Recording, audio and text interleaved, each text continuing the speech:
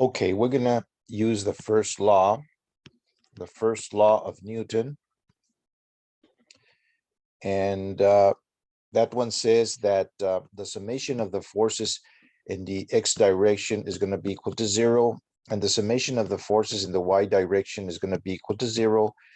This is for a particle that's either at rest or in motion with constant velocity. So let's do an example.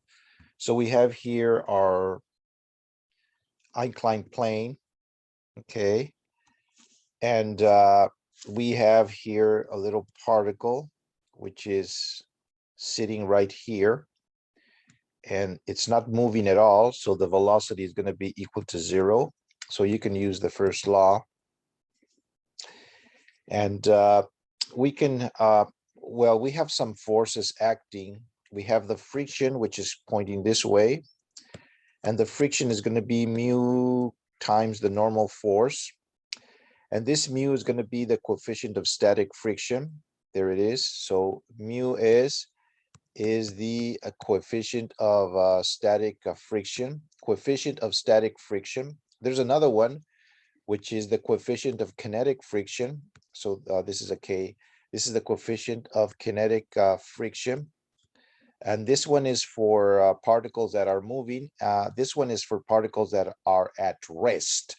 Particles that are at rest, you could use the coefficient of static friction, which is this one right here. Okay. And so let's go back to our particle over here. So we got the friction force, and then we have another force pushing this way, and we'll see which one it is. And we got a normal force. We got a normal force that goes this way, straight up. That would be your normal force. And then we have the weight, which is down. That would be the weight. Okay. So let's do a body diagram to represent all those forces. Okay, I'll do it right here. Oops, let's do it a little better here. So our body diagram is going to go like this. It has to be one of the axes has to be in the direction of motion, and then it's going to go like this. And we're going to have here the x, and this is going to be the y direction, and this is going to be the x direction. So what do we have here? Okay, we have a force that's going this way, which is the friction, and we have the weight. So the weight is coming down. The weight is coming this way right here. Oops, let me do it better here. The weight is coming this way right here, and it's vertical, pointing towards the center of the earth. And this one has two components. So it has a component that goes this way in the direction of x, and has a component that goes this way in the y direction. And this is the angle theta, which is going to be this angle right here. So this is going to be theta, and this is this theta right here. And this theta is going to be 50 degrees. It's going to be 50 degrees. So this one is going to be 50 degrees right here, 50 degrees. Okay.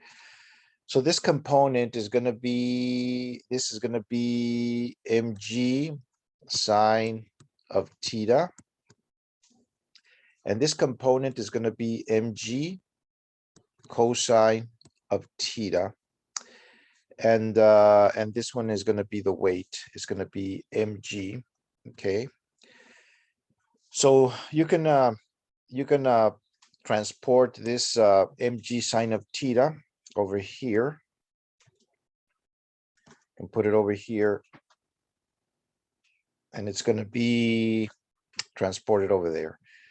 And then you have your normal force, which goes this way. This is your normal force. Okay, let's put the n of normal force.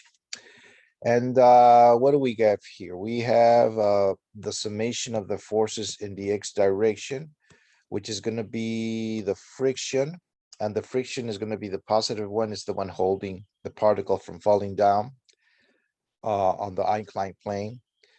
Friction minus mg sine of theta, and that's going to be equal to 0. And the summation of the forces in the y direction is going to be n minus mg cosine of theta, and that's going to be equal to 0. And the friction is going to be mu s, which is the coefficient of static friction, times the normal force.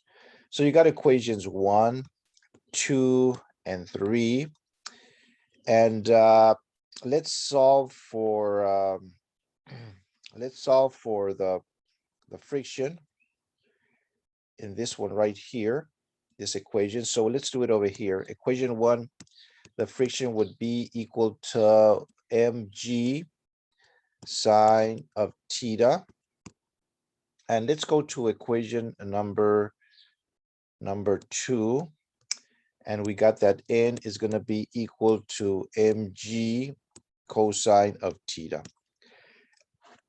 And let's plug everything on equation 3.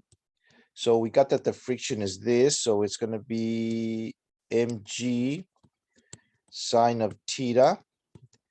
That's in equation number 3. This one right here. And this is going to be equal to mu s, which is the coefficient of static friction, times the normal force. But the normal force is going to be mg cosine of theta. So we can cancel stuff here. Let's see, we can cancel the mass with this mass and g with this g. And we have that the sine of theta divided by the cosine of theta is equal to mu s, which is the coefficient of static friction. And that's going to be the tangent of theta. So that's going to be the tangent of 50 degrees. So mu s, which is the coefficient of static friction, is going to be the tangent of 50. And the tangent of 50 is going to be 1.2, has no units at all. And there you go. You have solved this problem where you have found that mu s, which is the coefficient of static friction, is 1.2 right there. Okay, so we have another problem here. And thank you. Bye.